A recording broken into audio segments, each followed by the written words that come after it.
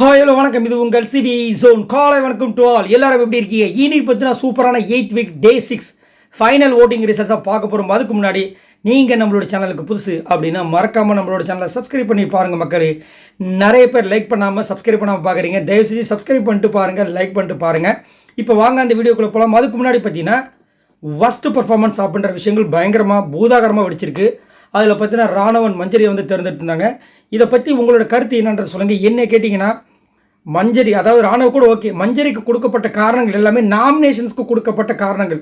ஆனால் இங்கே வந்து அவங்க தேர்ந்தெடுக்க எதுக்கு சொல்லியிருந்தாங்கன்னா ஒஸ்ட் பர்ஃபார்மன்ஸுக்கு சொல்லியிருந்தாங்க. அதாவது இந்த வாரம் முழுக்க யாருமே இதுவுமே பண்ணாமல் டம்மியாக யார் இருந்தாங்க அப்படின்ட்டு.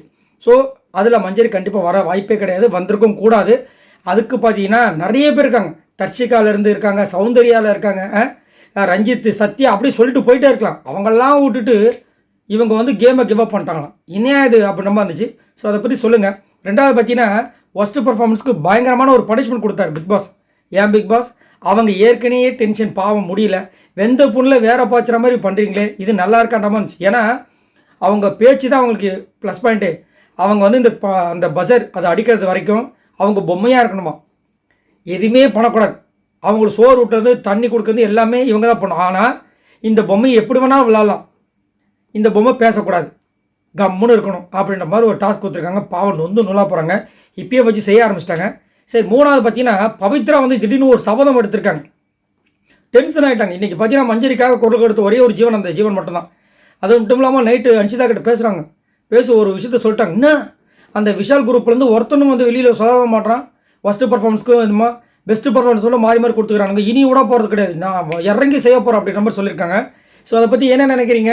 உண்மையிலே பவித்ரா வச்சு செய்ய போகிறாங்களா, இல்லை அவங்கள இவங்க வச்சு செய்ய போகிறாங்களே தெரியல. அதை பற்றி சொல்லுங்கள். பவித்ரா எப்படிப்பட்ட கேம் பிளேயர் அப்படின்னு. இப்போ வாங்க அந்த அனாலிசிஸ் வீடியோக்குள்ளே போகலாம். ஸோ ஃபர்ஸ்ட் பிளேஸில் யார் இருக்கா அப்படி பார்த்தீங்கன்னா ஜாக்லின் இருக்காங்க. இவங்க எவ்வளோ ஓட்ஸ் வாங்கியிருக்காங்க அப்படி பார்த்தீங்கன்னா 98,940 ஓட்ஸ் வாங்கியிருக்காங்க. ஓட்டிங் பர்சன்டேஜ் பார்த்தீங்கன்னா 22. ஸோ ஜாக்லின், ஏங்க நீங்கள் ஜாக்லின் பற்றி இப்படி பேசுகிறீங்க அப்படின்ற மாதிரி நிறைய பேர் கமெண்ட்ஸ் பண்ணுறாங்க. அவங்க நல்ல கேம் கொடுத்தா நம்ம நல்லா பேச போகிறோம். இப்போது நேற்று வந்து பார்த்தீங்கன்னா அருண்குமார் ஒரு பெரிய நம்பிக்கை துரோகம் பண்ணார். அவருக்கு வந்து ஜெஃப்ரி வந்து வின் பண்ணணும்னு ஆசை. ஆனால் உங்களை நம்பி சிவகுமார் வந்து இறக்கியிருக்காரு. அவருக்கு நீங்கள் உண்மையாக இருக்கணுமா இல்லையா? அங்கே வந்து ஜெஃப்ரியோட பொம்மை உள்ளே வச்சுட்டு வந்து அழுதா, இது மட்டும் நியாயமா? இதை செஞ்சதுக்கு ஜாக்லின் வந்து நீ ஹீரோ ஆகிட்டடா, நீ பியூர் சோல் ஆகிட்டடா அப்படின்றாங்க. இது எப்படி பியூர் சோல் ஹீரோன்னு? இது வந்து பெரிய நம்பிக்கை துரோகம். ஏன்னா ஒரு பக்கம் சிவகுமார் உட்காந்து ஃபீல் பண்ணி அழுகுறாரு, வெளியில் யாருக்குமே சொல்லவே இல்லை. ஆனால் இங்கே வந்துட்டு இந்த மாதிரி ஹீரோன்னு பேசிகிட்டு இருக்காங்க. அதைத்தான் முத்துக்குமார் அழகாக சொன்னார். ஜாக்லினுக்கு பிடித்த மாதிரி யாரோ இருந்தாங்கன்னா அவங்க ஹீரோ, பிடிக்காத செயலை செய்தால் அவங்க வில்லன். இப்போ என்ன பண்ணுறது? அது மட்டும் இல்லாமல் நேற்று அவ்வளோ பெரிய பூகம்பம் பிடிச்சது மஞ்சரிக்கு எதிராக. அதுக்கு மூல காரணமே ஸ்டார்டிங் ஜாக்லின் தான். அந்த பட்டரை வந்துட்டு மஞ்சரிக்கு போட்டு குத்துதாங்கன்னா அவங்க மூஞ்சி போயிட்டு இருப்பாங்க. நேரம் எல்லாம் வேறு டாஸ்க் பார்த்து போயிருக்கலாம். அங்கே வந்து ஜெஃப்ரிக்கு ஒரு மாதிரியும் இவங்களுக்கு மூஞ்சி சொல்லிச்சு காமிச்சதுனால இங்கே ஒரு பிரச்சனை. என்னத்தை சொல்கிறது? இதை திருத்திக்கிட்டாவே சூப்பராக வருவாங்க. ஆனால் இன்றைக்கி ஒரு சம்பவம் நடந்துச்சு, அதை சொல்லி ஆகணும். சத்யா வந்து இவங்களுக்கு வந்து ஒரு விஷயத்தை பண்ணியிருந்தார். அப்படியே அதில் மனம் மகிழ்ந்து அப்படியே அழுதுட்டாங்க.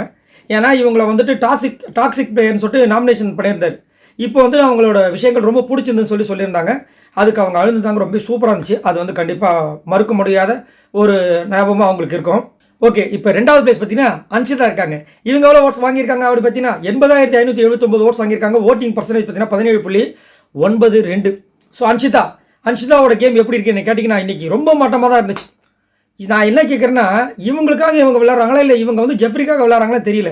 ஜெஃப்ரி வின் பண்ணால் ஜெஃப்ரியை கட்டி பிடிச்சி தூக்குறாங்க, ஜெஃப்ரியை வந்து தூக்குடான்றாங்க, ஜெஃப்ரியை உப்பு மூட்டை தூக்குன்றாங்க. என்ன நினச்சிட்டு இருக்காங்க எனக்கு ஒன்றுமே சத்தியமாக புரிய மாட்டுது. ஜெஃப்ரி அங்கே பெஸ்ட் பர்ஃபார்மன்ஸ் தான் இவங்க குதிச்சு கொண்டாடுறாங்க. இப்போ இவங்க கேமை விளையாட வந்தாங்களா, இல்லை ஜெஃப்ரிக்காக இங்கே விளையாட வந்தாங்களா? இதெல்லாம் வந்து ரொம்ப டூ மச்சாக இருக்குது, பார்க்கறதுக்கு நல்லாவே இல்லை. அதே மாதிரி மஞ்சரியை பற்றி அங்கே ஒரு சலசலை போயிட்டுருக்கு. எரிய நெருப்பில் எண்ணெயை ஊற்றுற மாதிரி இவங்களும் அங்கேருந்து அடித்து விட்றாங்க. அதுக்கப்புறம் ராணவ வந்துட்டு உண்மையான ஒரு கேமாக இல்லையா, அவங்க உண்மையாகவே இல்லையா, ராணவ வந்து வேஸ்ட்டான் இவங்களும் சொல்கிறாங்க. இன்னும் ஒரு சில பேர் சொல்கிறாங்க. நீங்கள் என்ன பண்ணீங்கன்னு என்னோட கேள்வி. இன்றைக்கி இந்த போன வாரம் நீங்கள் முதல் உண்மையாக இருந்தீங்களா? இந்த வாரம் முழுக்க பார்த்தீங்கன்னா ஒரே அடமெண்ட் கேரக்டராக தான் இருந்தாங்க இந்த அன்ஷிதா. இப்போது அதுக்கு முன்னாடி எவ்வளோ சூப்பராக இருந்தாங்க, எல்லாம் ரசித்தாங்க. அப்படியே இந்த ஒரு வாரத்தில் கெடுத்துக்கிட்டாங்க. என்னத்த சொல்கிறதுன்னு தெரியல. மூணாவது பிளேஸ் பார்த்தீங்கன்னா விஜய் விஷால். இவர் எவ்வளோ ஓட்ஸ் வாங்கியிருக்காரு அப்படி பார்த்தீங்கன்னா 60,370 ஓட்ஸ் வாங்கியிருக்காரு. ஓட்டிங் பர்சன்டேஜ் பார்த்தீங்கன்னா 13.42. விஜய் விஷால் இன்னைக்கு வந்து ஜாக்லின் ஒரு பக்கம் டென்ஷன் ஆகிட்டார். ஏன்னா ஜாக்லின் அங்கேருந்து ஒரு குரல் கொடுத்துருப்பாங்க. என்ன ராணோ, என்ன அருண், நம்ம என்ன போய் சர்வீஸ் பண்ணிகிட்டு இருக்கேன், நம்மளாம் சாப்பிடுவோம், நம்மளுக்கு வயிறு இல்லையா அப்படி கத்திருப்பாங்க. அதை வந்து இங்கே வந்து போட்டு உடச்சிட்டார். அவங்க தான் வந்து பண்ணுறாங்க இல்லைன்னு சொல்ல, என்னமோ நாங்கள் வந்து அவங்க வீட்டு வேலைக்காரங்க மாதிரி ரொம்ப ஓவராக பேசுகிறாங்கன்ற மாதிரி சொல்லி விட்டாப்ல. அது அவங்களுக்கு கொஞ்சம் டென்ஷன் ஆகிடுச்சு. அதே மாதிரி வந்துட்டு விஜய் விஷால் ஒரு விஷயத்தை போட்டு இந்த சூப்பராக இருந்துச்சு. என்னென்னா சிவகுமார் வந்துட்டு இவங்களெல்லாம் யாரையும் நம்பாமல் அருணை வந்து வச்சார். எனக்கு நம்பிக்கையானவர் அவர் தான் எனக்கு எத்திக்ஸே சொல்லிக் கொடுத்தாரு, அவர் தான் என்னோடய குரு, அவர் எனக்கு பண்ணுவார், அவர் பெரிய ஆப்பை வச்சு விட்டார். ஆனால் அந்த நேரத்தில் அருணுக்கு உறுத்திருக்கும் போல இருக்குது. விஜய் விஷாலை கேட்பார், எனக்கு முட்டியில் அடிபட்டிருக்குன்னு சொல்லியிருப்பார். இந்த விஷயத்தை சொல்லியிருந்தாருன்னா மேபி விஜய் விஷால் வின் பண்ணியிருக்கலாம், விளையாண்டுருந்தாருன்னா கண்டிப்பாக வின் பண்ணியிருக்கலாம், அந்த ஆட்டம் வேறு மாதிரி போயிருக்கும். ஆனால் அருண் நான் விளையாடுறேன்னு சொல்லி அதை கெடுத்து விட்டாப்புல. அந்த விஷயத்தில் நான் வந்துட்டு கண்டிப்பாக விஜய் விஷாலை பாராட்டுவேன். ஏன்னா விஜய் விஷால் வந்துட்டு இல்லை என்னால் செட் ஆகுதுப்பா, அவர் என்னை டேரெக்டாக சொல்லியிருந்தா அது வேறு, இது வந்து என்னால் செட் ஆகாதுன்னு சொல்லியிருந்தாரு. ஸோ அந்த விஷயத்தில் பார்க்கலாம். அதே மாதிரி இன்றைக்கி மஞ்சரி சண்டையில் பார்த்தீங்கன்னா எல்லோரும் லபன்னு கத்துனாங்க. இவர் பெருசாக அதை பற்றி சொல்லவே இல்லை. ஸோ அதில் எனக்கு கொஞ்சம் உடன்பாடு, நல்லா சூப்பர்னு சொல்லலாம். ஸோ அடுத்தது 4வது பிளேஸ் பார்த்தீங்கன்னா ரயான் இருக்கார். இவர் எவ்வளோ ஓட்ஸ் வாங்கியிருக்காரு அப்படி பார்த்தீங்கன்னா 44,116 ஓட்ஸ் வாங்கியிருக்காரு. ஓட்டிங் பர்சன்டேஜ் பார்த்தீங்கன்னா 9.81. ஸோ ரயான் வர வர வந்துட்டு ஒரு டாக்ஸிக் கேம் மாதிரி விளாண்டுட்டு இருக்காரு. அதாவது ஒரு 2-3 நாள் அது அப்படியே வெளிப்படையாக வெளியே வந்தது எனக்கு ரொம்ப வருத்தமாயிடுச்சு. நல்ல ஒரு சூப்பரான ஒரு திறமையான ஒரு போட்டியாளர், அது வந்து மாட்டுக்கத்து கிடையாது. இப்போ வரைக்கும் பார்த்தீங்கன்னா ஒரு கேம் அப்படின்னா ஜெஃப்ரிக்கு அடுத்தது இவர் தான், இல்லை ஜெஃப்ரிக்கு ஈக்குவல் கூட சொல்லலாம். செம்ம மாசான பிளேயர். ஆனால் இந்த கோவா கேங் அப்படின்ற கேங்குள்ளே போனதுலேருந்து பார்த்தீங்கன்னா அவரோட விஷயங்கள் எல்லாமே வேறு மாதிரி போயிடுச்சு. அதேமாதிரி இந்த பிரச்சனையே வந்து ரொம்ப பெரிய பிரச்சனை ஆகிடுச்சு. நாளைக்கு ரெட் கார்டு கொடுக்க போகிறோம், இன்றைக்கி ரெட் கார்டா எல்லோ கார்டான்ற விஷயங்கள் தெரியல. ஆனால் அவர் என்ன சொல்கிறாருன்னா, நான் உண்மையாக இருந்தேன், நான் தான் எல்லையை மீறி கோவப்பட்டேன்றார். இதை அவர் பெருமையாக வர சொல்கிறாரு. விஜய் சேதுபதி அவர்கள் தான் சொன்னார் உண்மையாக இருக்க சொல்லி, அதனால் உண்மையாக இருந்தான்றாரு. என்னையா இது, எதில் உண்மையாக இருக்கணும்னு விவசாய இல்லையா அப்படின்ற மாதிரி இருந்துச்சு. ஒரு சில போய் அடிக்கிறதுல உங்களுக்கு உண்மையாக இருக்கிற மாதிரி தோணுது.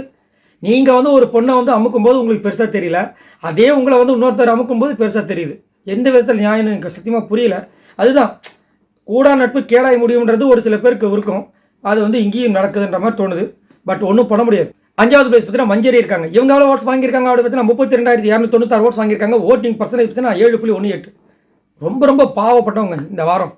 போன வாரம் வந்துட்டு நம்ம எல்லாரும் வச்சு செஞ்சாங்க வச்சுக்கோங்க, உள்ளே இருக்க ஹவுஸ் பெட்ஸ்லாம் வச்சு செஞ்சாங்க, நம்ம டென்ஷனில் இருந்தோம் சர்வாதிகாரி அப்படின்ட்டு. ஆனால் அதுக்கெல்லாம் வந்துட்டு ஆப்போசிட்டாக இந்த வாரம் அமைஞ்சிருச்சு. வச்சு செய்கிறாங்க, செதுக்குறாங்க, பாவம் மஞ்சரியை போட்டு பொழைச்சி எடுத்துட்டாங்க. ரொம்ப எனக்கே ரொம்ப பரிதாபமாகிடுச்சு. அது மட்டும் இல்லாமல் மனதளவுலையும் அடி, சரி கேம் விளையாடும் போதாவது கரெக்டாக இருக்கும் பார்த்தா கேம்லேயும் அடி, மண்டை பின்னாடி சரியான அடி, பாவம் வந்துட்டாங்க. அப்படியே ஹாஸ்பிட்டல் போயிட்டு திரும்ப தான் வந்தாங்க. ரொம்ப கஷ்டமாக இருந்துச்சு. அது மட்டும் இல்லாமல் இன்றைக்கி ஒஸ்ட்டு பர்ஃபார்மன்ஸ் எல்லோரும் போட்டு அவங்கள டார்ச்சர் பண்ணி எடுத்து விட்டாங்க. அது மட்டும் இல்லாமல் பிக் பாஸ் வேறு ஒரு எக்ஸ்ட்ரா ஒரு இதை வந்துட்டு நீங்கள் பொம்மையாக ஆகணுன்ட்டாங்க. ஒரு வேளை இவங்களுக்கு சப்போர்ட் பண்ணுறதுக்காக நீங்கள் பொம்மையாக இருக்கணும், அவங்களாம் உங்களுக்குலாம் வேலை செய்யட்டும் அப்படின்னு நினச்சாரா, இல்லை நீங்கள் ஓவராக பேசுகிறீங்க உங்கள் வாயை மூடிட்டு பொம்மை மாதிரி இருங்கன்னு சொல்லி பண்ணாரான்னு தெரியல. பாவம் நொந்து போட்டாங்க. பட் என்ன பண்ணுறது, ஒன்றும் பண்ண முடியாது, இட்ஸ் எ கேம். 6வது பிளேஸ் பார்த்தீங்கன்னா சத்யா இருக்காரு. இவர் எவ்வளோ ஓட்ஸ் வாங்கியிருக்காரு அவர் பார்த்தீங்கன்னா 28,715 ஓட்ஸ் வாங்கியிருக்காரு. ஓட்டிங் பர்சன்டேஜ் பார்த்தீங்கன்னா 6.39. ஜாக்லினுக்கு சூப்பராக சொல்லியிருந்தார். ஏன்னா இந்த வாரம் பார்த்தீங்கன்னா அதாவது மனுஷனோட வியூ வந்துட்டு ஒரே மாதிரி இருக்காது, ஏன்னா மனுஷ பயலுக்கு தானே கண்டிப்பாக மாறும். ஸோ அந்த மாதிரி நான் ஒருத்தரை வந்து டாக்ஸிக்குன்னு சொல்லி ஸ்டார்டிங்கில் சொன்னேன். ஆனால் இப்படி ஒரு டிராஸ்டிக்கான ஒரு இதை கன்வர்சேஷன் கொடுப்பாங்க நான் நினச்சி கூட பார்க்கல. அது ஜாக்லின். ஏன்னா ஜாக்லின் அவ்வளோ சூப்பராக பண்ணியிருந்தாங்க. அதேமாதிரி அவங்க எல்லாருக்கும் கொடுக்குற அந்த விளக்கம் ரொம்ப அழகாக இருந்துச்சு, ரொம்ப பியூட்டிஃபுல்லாக இருந்துச்சு, மனசுக்கு இதமாக இருந்துச்சு அப்படின்னு சொன்னார். அதை கேட்டு அந்த பக்கம் அவங்க அப்படியே குழந்தையா மாட்டாங்க, பெஸ்ட்டாங்க குழந்தையெல்லாம் சொல்லுவாங்க பார்த்தா அந்த மாதிரி அப்படி. எனக்கே ரொம்ப கஷ்டமாக போச்சு, ரொம்ப கஷ்டம் தான். அதெல்லாம் ரொம்ப வருத்தமாக இருக்கும். ஏன்னா ஸ்டார்டிங்கில் வந்து ஒருத்தவங்க வந்துட்டு டாக்ஸிங் சொல்லிட்டு அவங்களே பாராட்டும் போது எவ்வளோ சந்தோஷமாக இருக்கும். ஸோ அதை சொல்லியிருந்தாங்க. இவர் வந்துட்டு ராணுவ வந்து கலாய்ச்சிருந்தார் ஃபஸ்ட்டு பர்ஃபார்மன்ஸில். இவன் ஃபுல்லாக கிச்சன்லேயே தான் அந்த வெளியே வரலன்னு செம்ம மாதம் இருந்துச்சு. அதுக்கு ஒரு சிரிச்சா இருப்பாருங்க, அப்படி அப்பா என்னமோ நாங்கள் தான் டாப் ஒரு மாதிரி என்னையும் வந்து நீ கலாய்க்கிறியா அப்படின்ற மாதிரி சிரிச்சார். என்னத்தை பண்ணுறது. 7வது பிளேஸ் பார்த்தீங்கன்னா நம்ம சிவகுமார் இருக்கார். இவர் எவ்வளோ ஓட்ஸ் வாங்கியிருக்காரு அப்படின்னு பார்த்தீங்கன்னா 28,647 ஓட்ஸ் வாங்கியிருக்காரு. ஓட்டிங் பர்சன்டேஜ் பார்த்தீங்கன்னா 6.37. உண்மையிலே பாவப்பட்ட ஜென்மங்க. இவருக்கு அந்த கேம் தெரியல, ரொம்ப இன்னசென்ட்டாக இருக்கார், ரொம்ப கஷ்டமாக இருக்குது. இன்றைக்கெல்லாம் பார்த்தீங்கன்னா ஒரு இடத்துல வந்துட்டு தேவையில்லாமல் வாய் விட்டார். அங்கே வந்து சின்ன குழந்தைகளை விட இங்கே இருக்கவங்க டோஸ்ட் கேட்குறவங்கள ரொம்ப மோசமாக இருக்காங்கன்னு சொன்னவொடனே புஷ்டார் இவர் முத்துக்குமரன். அந்த குழந்தையோட சின்ன குழந்தைன்னா மூளை இல்லைன்னு சொல்ல வரீங்களா? எனக்கு உங்களை சொல்லலை முத்துக்குமரன், அந்த டோஸ்ட்டு கேட்டது நான் தான். உங்களை சொல்லலை முத்துக்குமரன், நான் வந்துட்டு நம்ம இவர்கிட்ட பேசிகிட்டு இருக்கேன், கேப்டன் கிட்ட பேசிகிட்டு இருக்கேன். கேப்டன் கிட்ட பேசுகிறாங்க, கேப்டன் கிட்ட பேசுகிறத மட்டும் பேசணும், ஏன் என்னையை வந்து கம்பேர் பண்ணீங்கன்னு சொல்லிட்டு அவங்களுக்கு 6 வயசு மூளை இருக்குது, எனக்கு 26 வயசு மூளை இருக்குது, என்னையும் அவங்களோட இணைச்சி பேசுவீங்கன்னு சொல்லிட்டு வச்சு செஞ்சுட்டார். பாவம் ஆயிடுச்சு. இன்னொரு பக்கம் பாவம் நம்பி அருண்கிட்ட சொல்கிறார், நான் உனக்கு ஒரு அனுமாராக இருப்பேன், நீ எனக்கு அந்த இதை மட்டும் வாங்கி கொடுத்துறியா, அப்படி கெஞ்சிறார், அப்படி கட்டி பிடிக்கிறார் அருண். எவ்வளோ நம்பினார், காலவாரி விடலாமா, அவ்வளோ மனசு கஷ்டமாயிடுச்சு. ஏன்னா தனியாக போயிட்டு புஜிமா எனக்கு ரொம்ப பயமாக இருந்துச்சுமா, என்னால் முடிஞ்ச வரைக்கும் இப்போ நானே இப்படி பண்ணிவிட்டு கடைசியில் என்னை வந்துட்டு இது ஒரு கேமுன்னு சொல்கிறாங்க, என்னால் ஏற்றுக்க முடியலமான்னு சொல்லிட்டு தனியாக புலம்புறாரு. ஏங்க நீங்கள் டெரர் பீஸுன்னு நினச்சிட்டு இப்படி நீங்கள் எரர் பீஸாக இருக்கீங்க, நல்லா போய் வெளுத்து வாங்குங்க, ஏங்க இப்படி பயந்து சாவறீங்கன்ற மாதிரி இருந்துச்சு. கஷ்டமாயிடுச்சு இந்த சிவகுமார் பார்க்கும்போது. அவங்க வீட்டில் இருக்கவங்க எவ்வளோ கஷ்டமாக இருக்கும். அதாவது இருக்கிறதுலே பெரிய ஒரு கஷ்டம் என்ன தெரியுங்க, நம்பின ஒரு ஆள் வந்து முதுகில் குத்துனா எப்படி இருக்கும், அது மறக்கவே முடியாது. 8வது பிளேஸ் பார்த்தீங்கன்னா ரஞ்சித் இருக்கார். இவர் எவ்வளோ ஓட்ஸ் வாங்கியிருக்காரு அப்படி பார்த்தீங்கன்னா 27,522 ஓட்ஸ் வாங்கியிருக்காரு. ஓட்டிங் பர்சன்டேஜ் பார்த்தீங்கன்னா 6.12. ரஞ்சித் சார்லாம் வந்துட்டு ஒர்ஸ்ட் பெர்ஃபார்மன்ஸில் பேரே வர மாட்டுது. நானும் ஒரு வாரமும் பார்க்குறேங்க, எப்படி தான் மிஸ் பண்ணுறாங்கன்னு சத்தியமாக புரியல. இந்த பவித்ரா மாதிரி யாராவது ஒருத்தங்க சபதம் எடுத்து உங்கள் முகத்தில் கிழிக்கணும். என்ன எவ்வளோ நாளைக்கு தான் இந்த மாதிரி டம்மியாக மிக்சர் சாப்பிட்டுட்டு ஒர்ஸ்ட் பெர்ஃபார்மன்ஸில் பேரே வராமல் ஒரு வாரத்தில் வந்துருப்பாரா, என்னையா நடக்குதுன்ற மாதிரி இருக்குது. இவர் வந்துட்டு மஞ்சரியை சொல்கிறார், நானும் மஞ்சரியை சொல்கிறேன், அவங்க வந்துட்டு சிறப்பாக பண்ணல, அவங்க சிறப்பாக பண்ணாங்க, உங்களுக்கு அளவுக்கு சிறப்பாக இல்லைன்னு உங்கள் மைண்டுக்குள்ளே இருக்குது. நீங்கள் சரி அப்படி என்னத்தை பண்ணீங்க, நான் பார்த்துட்டு இருந்தேன், இதை தானே நீங்கள் வந்த நாள்லேருந்து பண்ணிகிட்ருக்கீங்க. என்னையா ஒன்றுமே புரியலைங்க, என்னத்தை சொல்கிறதுனே தெரில. 9வது பிளேஸ் பார்த்தீங்கன்னா ஆனந்த் இருக்காங்க. இவங்க எவ்வளோ ஓட்ஸ் வாங்கியிருக்காங்க அப்படி பார்த்தீங்கன்னா 26,194 ஓட்ஸ் வாங்கியிருக்காங்க. ஓட்டிங் பர்சன்டேஜ் பார்த்தீங்கன்னா 5.82. இன்றைக்கி ஆனந்தி வந்து டென்ஷன் ஆகிட்டாங்க, ஒரு விஷயத்தை கண்டுபிடிச்சிட்டாங்க. முத்துக்குமரன்கிட்ட வந்து ஒரு வலையை போடுறாங்க. ஏன் அதை நீங்களே போய் ஜாக்லின் கிட்ட சொல்ல வேண்டாம்னு வச்சு செஞ்சார் இவர். இல்லை எனக்கு ஒரு டவுட்டு. என்ன டவுட்டு, இப்போது அருணை நம்பி தான் சிவகுமார் அமைச்சார், சிவகுமாருக்காக தான் அருண் விளையாடணும். ஆனால் அவர் ஜெஃப்ரியோட பொம்மைக்கு உள்ளே சார், இது கரெக்டாக தப்பு தான். அவர் யாருக்கு விளாண்டுருக்கணும், அருணுக்கு விளாண்டுருக்கணும், இது சிவகுமாருக்கு விளாண்டுருக்கணும். ஆனால் அவர் வந்து அவங்களுக்கு விளாண்டாரு. அது எல்லாருமே தப்புன்னு சொல்லாமல் ஹீரோ மாதிரி கொண்டாடுறாங்க, கரெக்டு. அதுவும் இல்லாமல் ஜாக்லின் வந்து கட்டி பிடிச்சி நீ செம்ம பியூர் சொல்கிறா ஹீரோன்றாங்களே, இந்த காரணத்தை வச்சு சொல்கிறாங்க. இதை நீங்கள் ஜாக்லின்கிட்டே போய் சொல்ல வேண்டானேன்னாரு. இல்லைங்க எனக்கு டவுட்டுங்க. அதாவதுங்க ஜாக்லினுக்கு அவர்கள் பிடித்தவற்றை மற்றவர்கள் செய்தால் அவர்கள் இவங்களுக்கு ஹீரோ, பிடிக்காதவற்றை அவர்கள் செய்தால் அவர்கள் இவங்களுக்கு வில்லன் அப்படின்னு முடிச்சு விட்டார். அதாங்க எனக்கு செம்ம கஷ்டமாயிடுச்சு அப்படின்னு சொல்லி ஃபீல் பண்ணாங்க. ஆனால் சூப்பராக ஒரு பிட்டை போட்டாங்க. தீபக் வந்துட்டு இப்படி அப்படின்னு எல்லாத்தையும் சொல்லிட்டு அவர் பின்னாடி வந்துட்டு எல்லாத்தையும் பொறணி பேசிட்டு கடைசியில் பெஸ்ட் பெர்ஃபார்மன்ஸ் வரும்போது சூப்பராக நான் தீபக் சொல்கிறேன் நாங்கள் பாருங்க, அல்டிமேட். 10வது பிளேஸ் லாஸ்ட்டில் பார்த்து நம்ம சாட்சமா தேவி இருக்காங்க.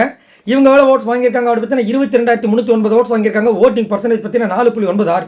ஸோ சாட்சனா பற்றி கண்டிப்பாக சொல்லி ஆகணும். இந்த வாரம் உண்மையிலே எனக்கு பிடிச்ச மாதிரி தான் இருந்துச்சு. சில இடங்களில் சில ஆட்டிடியூட் இஷ்யூஸ் இருந்திருக்கலாம், பட் இதுக்கு முன்னாடி வரைக்கும் கம்பேர் பண்ணி அந்த வீக்ஸ்லாம் பார்த்தீங்கன்னா இந்த வாரம் சூப்பராக தான் பண்ணாங்க.